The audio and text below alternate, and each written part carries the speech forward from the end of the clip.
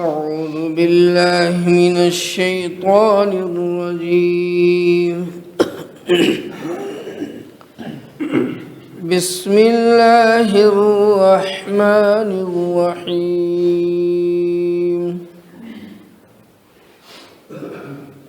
وبشر الذين آمنوا وعملوا الصالحات أن لهم جنات تجري من تحتها الأنهار كلما رزقوا منها من ثمرة رزقا قالوا هذا الذي رزقنا من قبل وأتوا به متشابها ولهم فيها أزواج مطهرة وهم فيها خالدون صدق الله العظيم.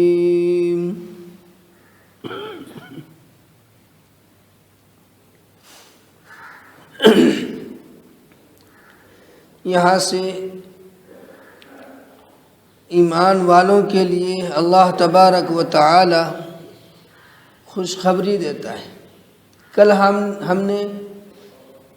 کافروں کے بارے میں سنا تھا کہ جو لوگ کافر ہیں، قرآن کو نہیں مانتے، اللہ کو نہیں مانتے، قرآن میں شک و شبہ کرتے ہیں، ان کے لیے اللہ تبارک و تعالی نے ارشاد فرما دیا کہ اگر اس کنڈیشن میں تم ہو کہ میری کتاب کو نہیں مانتے، میرے رسول کو نہیں مانتے، مجھے نہیں مانتے، یا مجھے مانتے ہو تو میرے رسول کے فرمان کو تسلیم نہیں کرتے اور دیگر انبیاءوں کو نہیں مانتے، غرض دائرہ ایمان سے اگر تم خارج ہو تو تم ڈرو اس آگ سے جو کافروں کے لیے تیار کی گئی. اللہ تبارک و تعالیٰ کی یہ سنت ہے کہ جب وہ ترہیب والی آیات کو نازل کرتے ہیں، یعنی ڈرانے والی آیات کو نازل کرتے ہیں، تو اس کے ساتھ ہی بشارت والی آیات بھی نازل کرتے ہیں کہ بندہ اللہ کی رحمت سے مایوس نہ ہو جائے، خصوصاً ایمان والے مایوس نہ ہو جائیں، وہ ڈر نہ جائیں اور اتنے نہ خوف زدہ ہو جائیں کہ وہ کسی لائق ہی نہ رہے. تو اس لیے اللہ تبارک و تعالی نے کافروں کے لیے جہنم کا جہاں ذکر کیا، وہیں اللہ تبارک و تعالی نے اب ایمان والوں کو بشارت دینا شروع کر دیا کہ سنو ایمان والوں،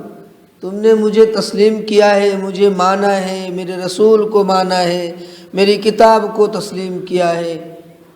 تو آؤ میری رحمت تمہارے قریب ہوگی اور میری رحمت تجھے اپنی آغوش میں لے گی. اور جنت جو باغوں والی ہے، اس میں باغات ہیں، جنت کہتے ہی یہ باغ کو،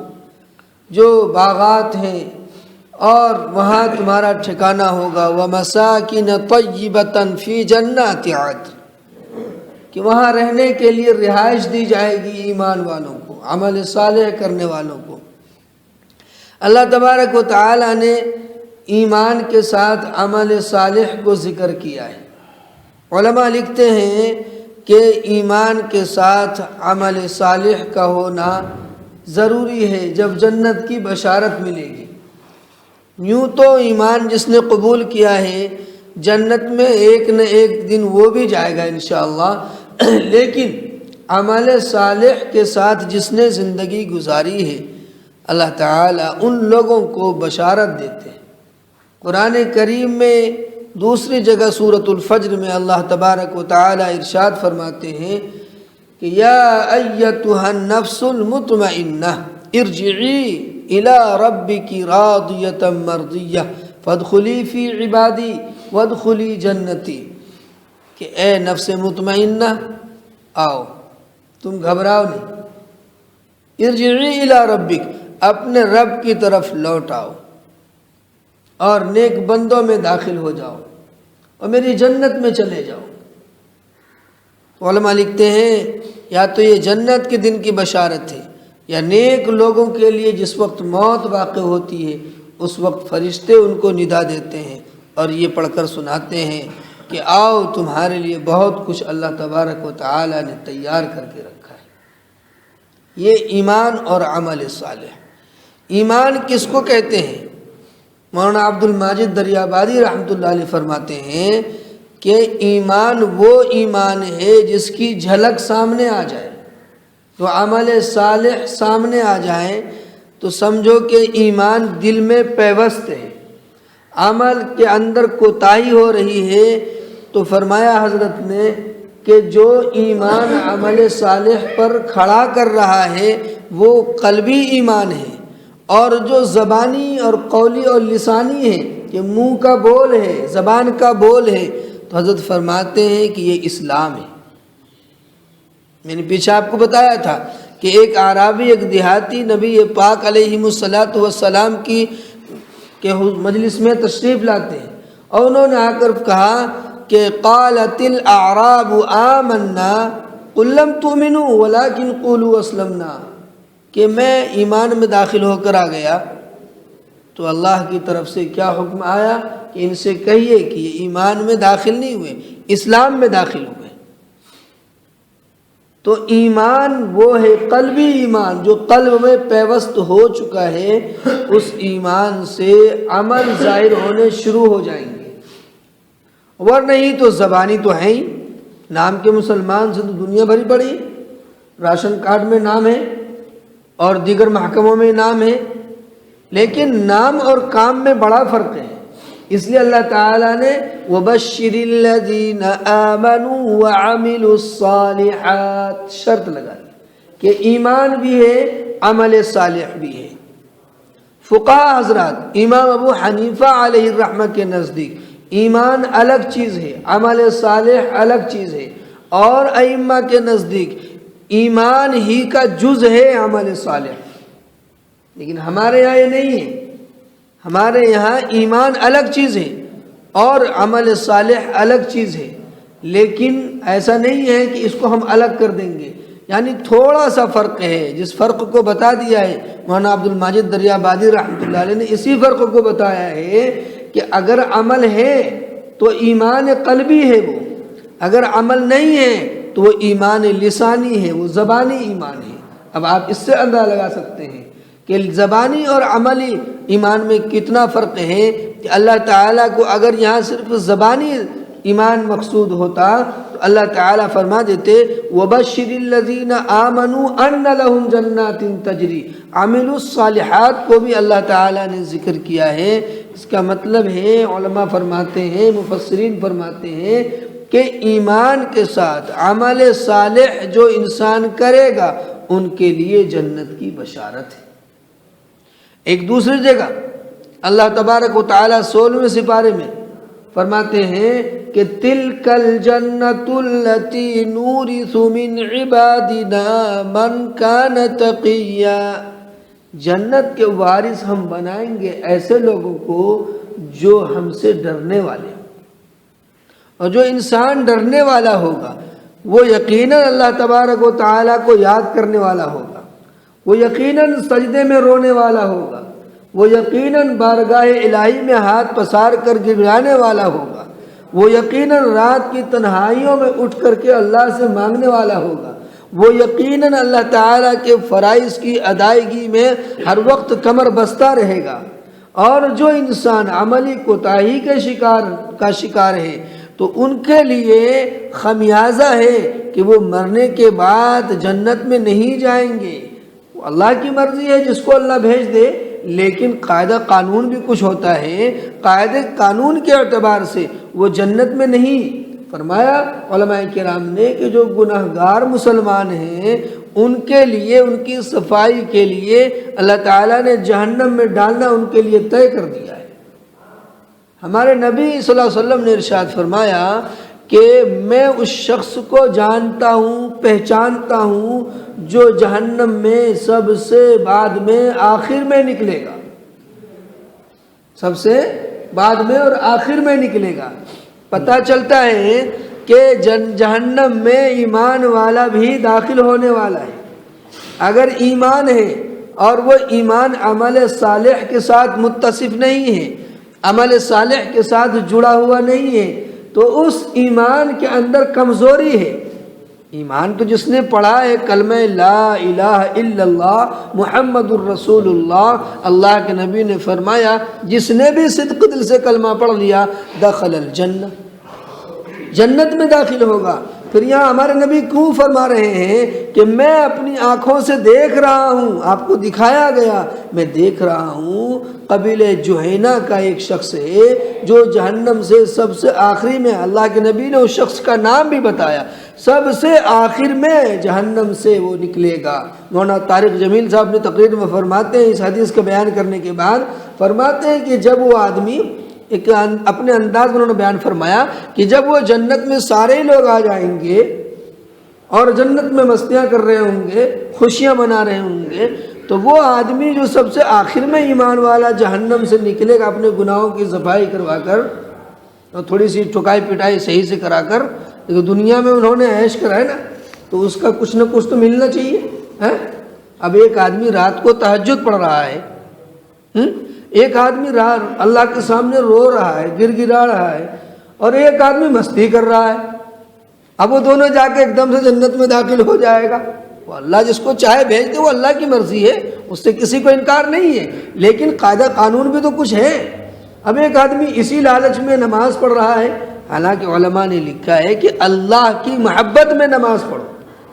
جنت کی لالچ میں نہ پڑھو، لیکن شروع میں جنت ہی کا لالچ ہوتا ہے، حور کا لالچ ہوتا ہے۔ جب حور کا ذکر آتا ہے، مولانا عمر پالن پوری صاحب رحمۃ اللہ علیہ فرماتے اپنے بیان میں کہ جس دن ہم نے مرکز میں حور کا بیان کر دیا تو غسل خانے میں لائن لگ جاتی ہے۔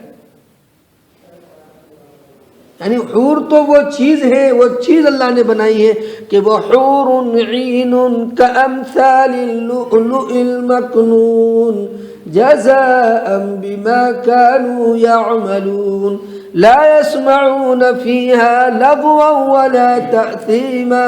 إلا قيلا سلاما سلاما، سلامتی اور سلامتی ہی ہوگی، وہ ہم مثل ہوں گی، خوبصورت ہوں گی۔ ایک جگہ اللہ فرماتے ہیں وہ حور عین، موٹی موٹی آنکھیں ہوں گی، کأنہن یاقوت والمرجان، یاقوت اور مرجان کی طرح ہوں گی۔ فَبِأَيِّ آلَاءِ رَبِّكُمَا تُكَذِّبَانِ، کن کن نعمتوں کو جھٹلاؤ گے اے جن و انس۔ اور لم یطمثہن انس قبلہم ولا جان، جس حور کو تمہارے لیے اللہ نے مختص کر دیا ہے اس کو کسی جنات نے بھی ہاتھ نہیں لگایا ہوگا اور کسی انسان نے بھی ہاتھ نہیں لگایا ہوگا۔ اتنی پاکیزہ ہوں گی وہ، گویا کہ وہ بالکل پیک ہوں گی، اور وہ پیکنگ کے ساتھ تمہارے ساتھ پیش کی جائے گی۔ وہ حور اگر ایک بار دنیا میں تھوک پھینک دے، اگر وہ تھوک دے دنیا کے سمندر میں، تو دنیا کے ساتوں سمندر میٹھے ہو جائیں۔ اگر وہ اپنے دوپٹے کو دنیا میں لہرا دے، ساری دنیا خوشبو سے معطر ہو جائے۔ اس کے حور کی جو پنڈلی ہوگی، پنڈلی کے گوشت سے اس کی ہڈی نظر آئے گی، کیسی خوبصورت ہوگی کہ جب اہل جنت حور کو دیکھے گا تو وہ 40 سال تک دیکھتا ہی رہ جائے گا، اور ہر لمحہ اس کی خوبصورتی بڑھتی چلی جائے گی۔ تو حور کے اگر کا ذکر شروع ہو جائے تو بس ہم پھر نماز کو بھی حور ہی کے لالچ میں پڑھیں گے۔ لیکن علماء فرماتے ہیں کہ جب جنت کا ذکر آئے تو انسان جنت ہی کے لالچ میں نماز پڑھنا شروع کر دیتا ہے، لیکن اللہ فرماتے ہیں کہ اقیم الصلاۃ لذکری، نماز میری یاد کے لیے پڑھو۔ اس لیے جب انسان صالح بن جاتا ہے، اولیاء اللہ بن جاتا ہے، اور اس کی زندگی اللہ تعالیٰ کی یاد میں بالکل سرشار ہو جاتی ہے، تو پھر وہ کچھ عبادت، جو بھی کچھ عبادت کرتا ہے وہ صرف میرا اللہ مجھ سے راضی ہو جائے۔ اللہ جب راضی ہو جائے گا تو جس کی جنت ہے وہ تو خود دے گا۔ میں جب گھر والا راضی ہو جائے گا تو اپنے گھر میں تو کہیں بھی بٹھا گا وہ، اور جس گھر میں ہم داخل ہونا چاہتے ہیں وہ گھر والا ہی ہم سے ناراض ہے، وہ تو دروازے سے ہی دھتکار دے گا ہم۔ تو علماء لکھتے ہیں کہ عمل کو جنت کے لالچ میں، حور کے لالچ میں نہ کرو، بلکہ اللہ کے لیے تو بہت اونچا درجہ بتا رہا ہوں میں آپ کو۔ ہم تو جنت ہی کے لالچ میں کر رہے ہیں، اس میں بھی کوئی برائی نہیں ہے، لیکن ہمیں اس لالچ میں عبادت کرنی ہے کہ اللہ کی ذات کو ہم پالیں۔ ایمان والے کی علامت اللہ تبارک و تعالی قرآن مقدس میں فرماتے ہیں کہ جیسے کافر لوگ اپنے بتوں سے محبت کرتے ہیں، ایسے ہی مسلمان اللہ تعالیٰ سے محبت کرنے والے ہوتے ہیں۔ والذین آمنوا اشد حبا للہ، بہت زیادہ محبت کرتے ہیں اللہ تبارک و تعالیٰ سے، اور اللہ کی ذات کیوں نہ ہو محبت کے لائق۔ آپ دیکھیے سراپا نعمتوں میں ہم اللہ کی نعمتوں میں ڈوبے ہوئے ہیں، اگر ایک سیکنڈ کے لیے، ایک لمحے کے لیے اللہ اپنی رحمت کو کھینچ لے تو ہم کہیں کے نہیں رہیں گے۔ ہر آن اللہ تعالیٰ کی رحمت ہمارے اوپر برس رہی ہے۔ وَإِن تَعُدُّوا نِعْمَةَ اللَّهِ لَا تُحْصُوهَا إِنَّ الْإِنسَانَ لَظَلُومٌ كَفَّارٌ۔ انسان تو ناشکرا ہے، اللہ کی نعمتوں کا تم احسان نہیں کر سکتے، شمار نہیں کر سکتے، گننے پر آؤ تو فرمایا کہ ایمان جو سب سے آخر میں جو جہنم سے نکل کر جنت کی طرف آنے والا شخص ہوگا، ہمارے نبی نے فرمایا کہ میری آنکھ اس کو دیکھ رہی ہے اور پہچان رہی ہے، اس کا نام بھی بتایا، اس کا قبیلہ بھی بتایا۔ وہ فرمایا کہ جنت میں سارے لوگ چلے جائیں گے تو وہ شخص جب آئے گا، حوریں اس کا انتظار کر رہی ہوں گی، جنت اس کا انتظار کر رہی ہوگی، تو وہ جب وہ داخل ہوگا جنت میں تو حوریں پوچھیں گی ان سے، بھیا تو کہاں رہ گیا تھا؟ ساری دنیا آ گئی، تو کہاں رہ گیا تھا؟ تو وہ کہے گا کہ بس کر بھائی، بس میں آ گیا، پچھلی زندگی کے بارے میں نہ پوچھو، کتنی رگڑائی ہوئی، طبیعت خوش کر دی فرشتے نے، تو اس رگڑائی کے انتظار میں ہم نہ بیٹھے رہے، تھوڑی بہت رگڑائی ہو جائے گی کیا بات ہے، ساری باڈی فلٹر نکل جائے گی وہاں تو جہنم کی آگ جو ہے، اللہ ہماری حفاظت فرمائے کہ جہنم کی جو آگ ہے وہ جہنم سے پناہ مانگتی ہے۔ میں نے حدیث دیکھی رات، فرمایا کہ جہنم جو ہے وہ تو موجود ہے، جنت بھی موجود ہے۔ اللہ کے رسول صلی اللہ علیہ وسلم نے معراج پہ جنت بھی دیکھا، آپ نے جہنم بھی دیکھا، موجود ہے، اس کا انکار نہیں کر سکتے ہم۔ کیسے موجود ہے؟ مفتی شفیع علیہ رحمہ فرماتے ہیں کہ ایمان بالغیب کہتے اسی کو ہیں کہ جو رسول نے فرما دیا، جو قرآن نے کہہ دیا، جو حدیث نبویہ علی صاحبہ الصلاۃ والسلام نے بتا دیا، بس ہمارا اور آپ کا یقین ہے کہ جنت ہے، جہنم ہے، اس میں کوئی قیل قال نہیں ہونا چاہیے، اور نہ کوئی شک اور تردد ہونا چاہیے کہ جنت بھی موجود ہے، جہنم بھی موجود ہے، کہاں ہے، کیسے ہے، کس طرح ہے، ہم اس بحث میں نہیں پڑتے، بس یقین ہے، یؤمنون بالغیب، یقین ہم غیب پر کرتے ہیں، تو جنت بھی ہے، جہنم بھی ہے۔ بعض لوگوں نے انکار کر دیا جنت کا کہ ابھی جنت نہیں ہے، یہ تصوراتی چیز ہے، ایسا نہیں ہے۔ فرمایا کہ جہنم سے پناہ، اللہ تعالیٰ کے دربار میں جہنم نے کہا کہ اللہ میری گرمائی اندر سے گھٹن اتنی ہے کہ میں پریشان ہو رہی ہوں، مجھے اجازت دیجئے کہ میں سانس لے لوں۔ علامہ ابن کثیر رحمۃ اللہ علیہ فرماتے ہیں، مختلف احادیث بیان کیا آپ نے، فرمایا کہ جہنم نے درخواست کی اللہ تبارک و تعالیٰ کی بارگاہ میں، مجھے سانس لینے کی اجازت دیجئے تاکہ اندر جو وہ گرمائی ہے کم سے کم باہر تو ہو جائے۔ تو حدیث کے اعتبار سے اللہ کے نبی نے فرمایا حدیث پاک میں کہ جہنم کو 2 بار سال میں اجازت ہے سانس لینے کی۔ کتنی بار؟ 2 بار۔ ایک بار سردی میں وہ سانس کو واپس کھینچتی ہے اور گرمیوں میں سانس باہر کی طرف پھینکتی ہے، اس لیے گرمی کے اندر گرمی پڑتی ہے، وہ جہنم کی گرمی ہوتی ہے۔ اس لیے حدیث پاک میں آیا کہ ظہر کی نماز کو گرمیوں میں ٹھنڈا کر کے پڑھو، کہ گرمی اس وقت جہنم کی تپش ہوتی ہے، اللہ تعالیٰ جلال میں ہوتے ہیں، تھوڑا ٹھنڈا کر کے پڑھو۔ تو سال میں 2 بار جہنم سانس لے رہا ہے تو معلوم ہوتا ہے کہ جہنم موجود ہے جبھی تو سانس لے رہا ہے، اگر وہ موجود نہیں ہوتا تو سانس کہاں سے لیتا؟ تو اس لیے انکار نہیں ہے، یقین رکھیے کہ جنت بھی موجود ہے، جہنم بھی موجود ہے۔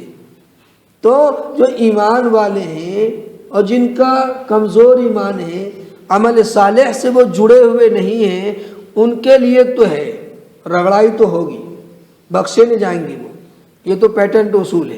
کہ ایک آدمی رات کو اٹھ کر اللہ کے سامنے رو رہا ہے اور ایک آدمی یوں ہی مستی کرتا پھر رہا ہے، دونوں برابر کیسے ہو سکتے ہیں؟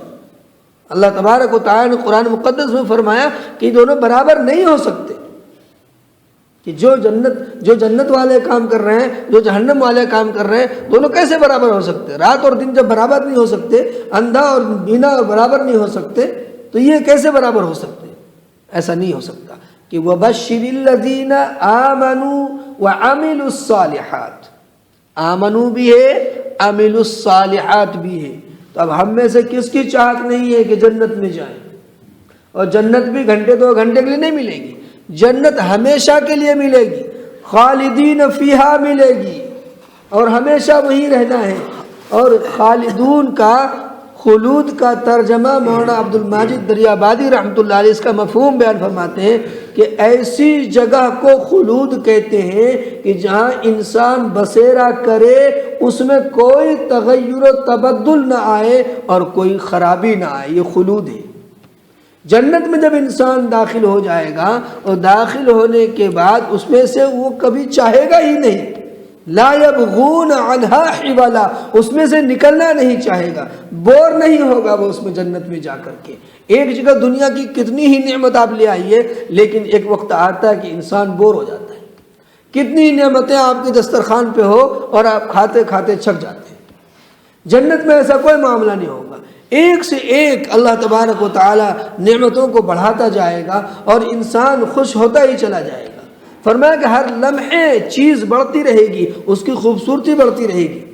وہ جنت کو ہم نہ تصور میں لا سکتے ہیں، نہ زبان پر اس کو ادا کر سکتے ہیں۔ تو پتہ چلتا ہے کہ جنت وہ چیز ہے کہ ہم یہاں اس کا کچھ بیان تو کر سکتے ہیں، لیکن حقیقت اس کی ہمیں وہی جا کر پتہ چلے گی کہ جنت کیا چیز تھی۔ جو کچھ ہم یہاں سن رہے ہیں، پڑھ رہے ہیں، سمجھ رہے ہیں، ان تمام چیزوں سے کہیں بالا تر وہ جنت ہے جس کا ذکر ہم سنتے اور بولتے ہیں۔ فرمایا کہ جنت میں یہ مسلمان جائے گا،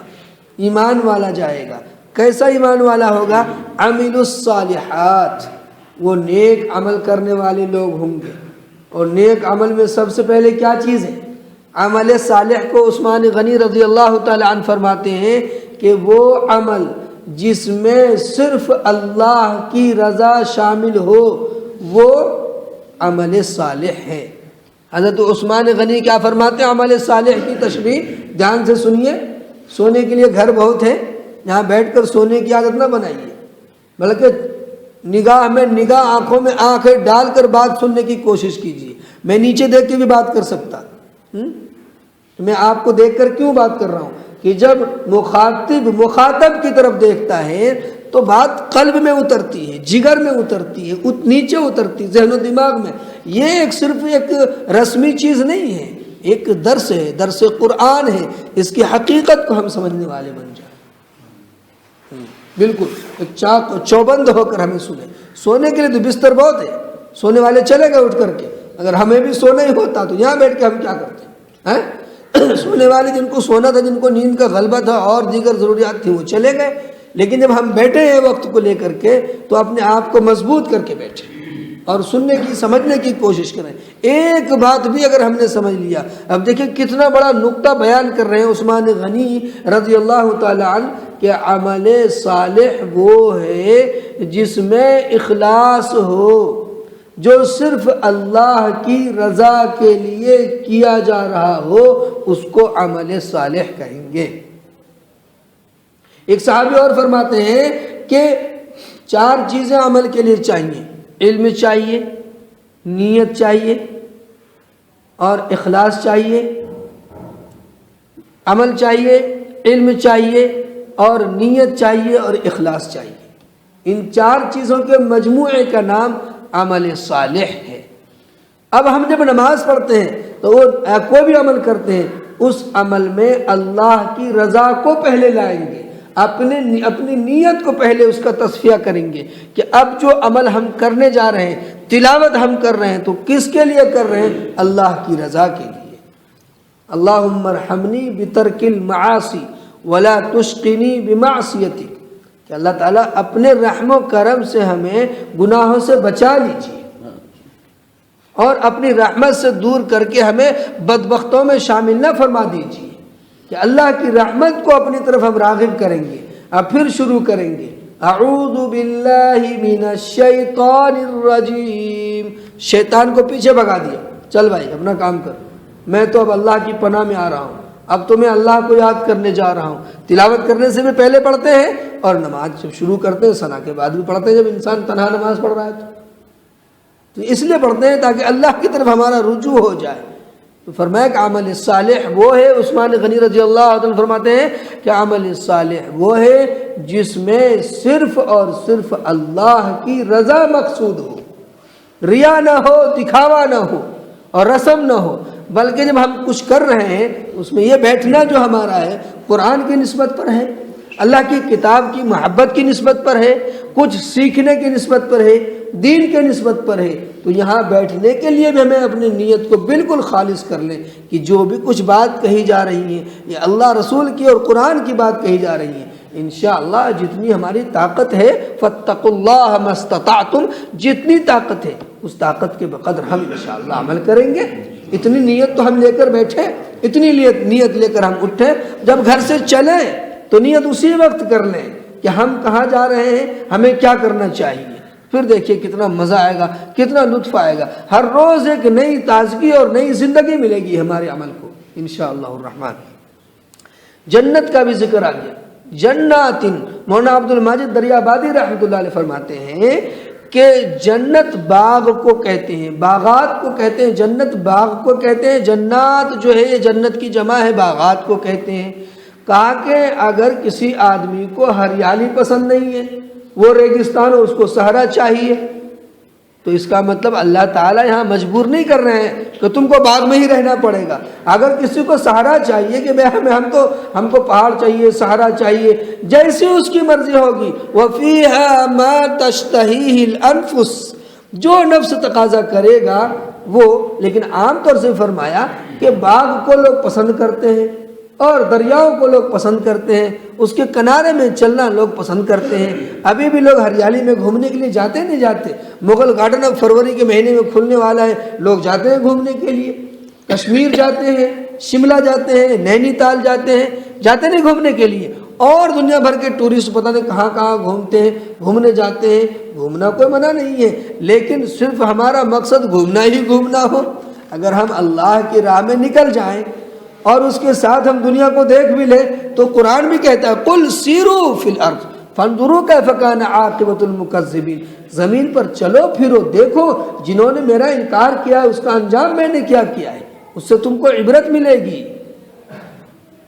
تو غرض اللہ تبارک و تعالیٰ نے جو جنت کا ذکر کیا ہے کہ باغات ہوں گے ان کے لیے، ان باغات میں تمہارے لیے مکانات بھی ہوں گے، وَمَسَاكِنَ طَيِّبَةً فِي جَنَّاتِ عَدْنٍ، جنات عدن میں تمہارے لیے مکانات بھی ہوں گے، اور ان مکانات کے نیچے سے دریا یعنی نہریں جاری ہوں گی۔ کتنا مزہ آئے گا۔ آپ مغل گارڈن کبھی گھومنے جائیں، ایک بار میرا بھی جانے کا اتفاق ہوا ہے، بڑی ہریالیاں ہیں ماشاءاللہ، اور بہت ہی سلیقے کے ساتھ اس میں پھلواریاں لگا رکھی ہیں، تو وہاں جہاں صدر جمہوریہ بیٹھ کر کے اپنا کچھ کام کرتے ہیں تو ان کی جھونپڑی بنی ہوئی ہے، تو جھونپڑی کے نیچے سے انہوں نے ایک چھوٹی سی نہر جاری کر رکھی ہے، یعنی جنت نما بنا رکھا ہے۔ تو جب ہم ساتھیوں کے ساتھ، ہم 2-4 مولوی تھے، گھومنے گئے، تو ہم نے جب دیکھا تو ہم نے کہا دیکھو یہ جنت کا نمونہ یہاں پیش کرنا چاہتے ہیں، پانی ویسے ہی سڑ رہا ہے اس کا، وہ جنت کی نہر کا پانی کیسا ہوگا؟ وہاں تو دودھ کی نہر ہوگی۔ کس کی نہر ہوگی؟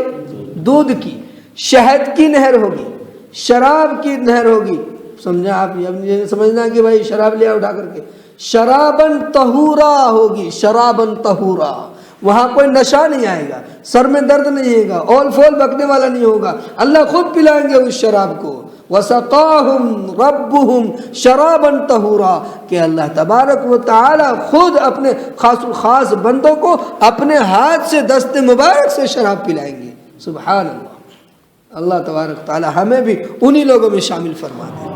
3 طبقات ہوں گے جنت کے، علماء فرماتے ہیں قرآن کریم کی آیت بھی ہے، ایک تو وَسَقَاهُمْ رَبُّهُمْ شَرَابًا طَهُورًا کہ اللہ تبارک و تعالی شرابًا طَهُورًا اپنے ہاتھوں سے پلائیں گے، بہت خاص الخاص لوگ ہوں گے، اور کچھ جنتیوں کو حور و غلمان پلائیں گے، خدام پلائیں گے، لیجئے جناب حاضر ہے، اور کچھ لوگ خود ہی ڈال کے پیئیں گے، خود ہی ڈال کے پیئیں گے۔ جہاں تو شراب پیتے ہیں اور اول فول بکتے ہیں، وہاں کی شراب قرآن کہتا ہے وَأَنْهَارٌ مِّن لَبَنٍ لَّمْ يَتَغَيَّرْ طَعْمُهُ وَأَنْهَارٌ مِّن خَمْرٍ لَّذَّةٍ لِّلشَّارِبِينَ وَأَنْهَارٌ مِّنْ عَسَلٍ مُّصَفًّى، وہاں دودھ کی نہر ہوگی جنت میں، سورہ محمد کی آیت ہے، دودھ کی نہر ہوگی، شراب کی نہر ہوگی، پاکیزہ شراب ہوگی، اور بالکل شہد کی نہر ہوگی، صاف اور شفاف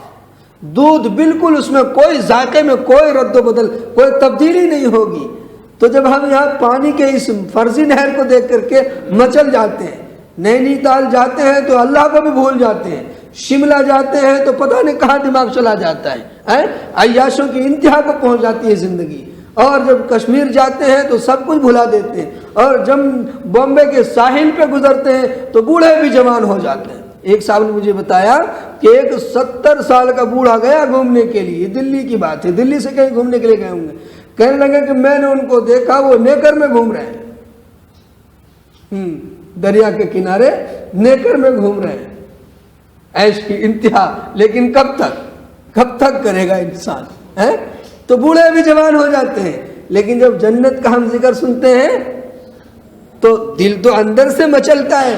خالی مچلنے سے تھوڑا ہی بات بنے گی۔ عامل الصالحات چاہیے، نفس کو مارنا پڑے گا، نفس کو کچلنا پڑے گا، اللہ کی رضا کے لیے نفس کو مار کر اپنے آپ کو اللہ کے سامنے پیش کر دینا پڑے گا کہ اللہ آپ نے مجھے بنایا ہے، جنت میں مجھے داخل کر دیجئے گا، اس کے لیے میں ٹوٹے پھوٹے اعمال کر رہا ہوں، اپنی بارگاہ میں قبول کر لیجئے گا، اپنے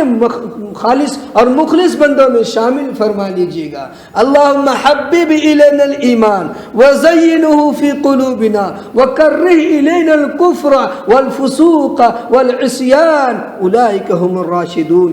اے اللہ ہم دعا کرتے ہیں ایمان کی حلاوت نصیب کر دیجئے ہمیں، حبب الینا الایمان وزینہ فی قلوبنا، ہمارے دلوں میں اس کو مزین کر دیجئے، وکرہ الینا الکفر والفسوق والعصیان، کفر سے، فسوق کیا ہے؟ کھلا گناہ کرنا، اس کو صاف کر دینا، اللہ کی نافرمانی کرنا، نبی کی نافرمانی کرنا، نماز کو چھوڑ دینا، کھلا گناہ ہے، گالم گلوچ کرنا کھلا گناہ ہے۔ ایسے لوگوں کو علماء نے فاسق و فاجر کہا ہے، فاسق و فاجر کہا ہے، جو کھلا گناہ، من یفجرک پڑھتے ہیں اللہم انا نستعینک کا جو دعا قنوت پڑھتے ہیں، من یفجرک، جو لوگ فسق و فجور میں مبتلا ہے اللہ تعالی ہم ان سے پہلو تہی کرتے ہیں، ہماری ان سے کوئی یاری دوستی نہیں ہے۔ یہاں یاری دوستی صاحب یہ نہ سمجھنا کہ ان کو تبلیغ ہی نہیں کرنی ہے، بھٹکنے دو ان کو، جانے دو جہنم میں، نہیں، تھوڑیوں میں ہاتھ ڈال کے ان کو سمجھانا ہے، ان کو بتانا ہے پیار اور محبت سے کہ دیکھو بھائی یہ زندگی غلط راہ پہ گزر رہی ہے، اصل زندگی تو اللہ کی رضا والی زندگی ہے، مسجد میں جا کر رونے اور گڑ گڑانے والی زندگی ہے، اللہ کے راہ میں وقت لگانے والی زندگی ہے، جو کچھ اللہ نے دیا ہے یہ اللہ کی امانت ہے، اس امانت کو جو امانت خواہ ہے اس تک پہنچا دو، جیسے بھی ٹوٹے پھوٹے انداز میں، اللہ راضی ہو جائے گا۔ اللہ تو تھوڑے سے راضی ہو جاتا ہے، ہم کوشش کریں گے اللہ تعالیٰ راضی ہو جائیں گے، جب راضی ہوں گے رضا کا پروانہ ملے گا تو جنت ہمارے لیے ہے اور فرشتے ہمارا استقبال کریں گے۔ تو کیا فرمایا کہ جنات تجری من تحتها الانہار، نیچے سے نہریں جاری ہوں گی، کلما رزقوا منها من ثمرۃ الرزق، جب بھی کبھی ان کو رزق دیا جائے گا، پھل دیے جائیں گے ان کو، تو وہ دیکھیں گے یہ لال کنویں کا پھل کیسے آ گئے میرے سامنے۔ مثال علماء نے دو تشریح فرمائی ہے، یا تو دنیا ہی کے پھل کی طرح، یا تو جنت میں جو صبح کا ناشتہ ہوا دوبارہ دوپہر میں جو کچھ مل رہا ہے تو اسی سے ملتا جلتا ہے۔ تو بہرکیف اس کی بڑی لمبی تشریح ہے، اور وقت ہو گیا ہے اشراق کا۔ نماز کے فرائض بھی ہو چکے تھے، اور نماز غسل کے بھی فرائض، وضو کے بھی فرائض، نماز کے بھی فرائض۔ وضو میں 4 فرض ہیں، غسل میں 3 فرض ہیں، نماز میں 13 فرض ہیں، اور نواقض وضو بھی بتا دیا ہے 8 ہیں۔ کتابوں میں یہ چیزیں موجود ہیں، آپ دیکھ کر یاد کر سکتے ہیں۔ جب ان چیزوں کو یاد رکھیں گے تو ایک مسلمان کے لیے یہ موٹی باتیں تو یاد ہونی چاہیے کہ طلب العلم فریضۃ علی کل مسلم، ہر مسلمان پر دین کا سیکھنا فرض ہے۔ علماء نے لکھا ہے کم سے کم اتنا تو دین کو آدمی سیکھ لے کہ حلال حرام کی تمیز تو کر سکے، وہ اپنی نماز کو تو درست کر سکے، اس سے بھی ہم بے بہرا رہیں گے۔ یہ تو سیکھنا ہے، بتا دی گئی یہ چیزیں آپ کو۔ اب کتابوں کے ذریعے سے پوچھ کے یاد کر سکتے ہیں ہم، بہت سو کو یاد بھی ہے، نہیں ہے تو کوشش کیجیے۔ اب ہم نے آپ سے کہا تھا کہ نماز کچھ نہ کچھ مفہوم ہمارے ذہن و دماغ میں ہو۔ نماز جب ہم پڑھتے ہیں تو کیا کہتے ہیں؟ اللہ اکبر، یہ تو کہتے ہیں، کچھ اور کہتے ہیں۔ اللہ اکبر کا ترجمہ ہے اللہ سب سے بڑا ہے۔ علماء فرماتے ہیں کہ یہ اللہ اکبر کہہ کر کے نماز کیوں شروع کرائی جا رہی ہے؟ مولانا منظور نعمانی فرماتے ہیں کہ اللہ اکبر کہہ کر کے نماز کیوں شروع کرائی جاتی ہے، اس میں کیا ہے، اس کا راز کیا ہے، اور السلام علیکم ورحمۃ اللہ کہہ کر کے نماز ختم کیوں کرائی جا رہی ہے؟ تو فرمایا کہ اللہ اکبر جب تم کہو، تم نے کہا اللہ سب سے بڑا ہے، اب تم دنیا وما فیہا سے بے نیاز ہو جاؤ۔ جیسے ایک آدمی سفر میں چلا جاتا ہے اور لوگوں سے، معاشرے سے دور ہو جاتا ہے، جب واپس لوٹ کر آتا ہے تو ملاقات ہوتی تو کیا کہتا ہے وہ؟ السلام علیکم کہتا نہیں کہتا؟ مولانا منظور نعمانی علیہ رحمہ فرماتے ہیں کہ اس میں یہ راز بھی ہو سکتا ہے، راز تو بہت سارے ہیں اس کے، کیا ہے اللہ کو پتا، لیکن جس عالم کے دماغ میں جو بات اللہ نے ڈالی انہوں نے یہ بات بھی سمجھنے کی ہے کہ انسان اللہ اکبر کہہ کے نیت باندھتا ہے اللہ کا نام لے کر کے، اور پھر السلام علیکم ورحمۃ اللہ کہہ کے سلام پھرتا نماز سے باہر نکلتا ہے۔ تو فرماتے ہیں حضرت رحمۃ اللہ علیہ کہ اللہ اکبر کہہ کر یہ نماز ہم نے شروع کی ہے، اس کا مقصد ہے کہ دنیا سے کچھ نہیں لینا، اب ہم دوسری دنیا میں چلے گئے، اب نماز سے فارغ ہوئے تو اب اس دنیا سے واپس آ گئے، تو ہم نے کہا السلام علیکم میں آ گیا ہوں۔ تو اللہ اکبر کا مطلب کیا ہے؟ اللہ سب سے بڑا ہے، اور جب اللہ سب سے بڑا ہے تو اب سب کچھ اللہ سے چھوٹی ہے تو وہ پیچھے چلی گئی، اب اللہ ہے اور ہم ہیں، اللہ ہے اور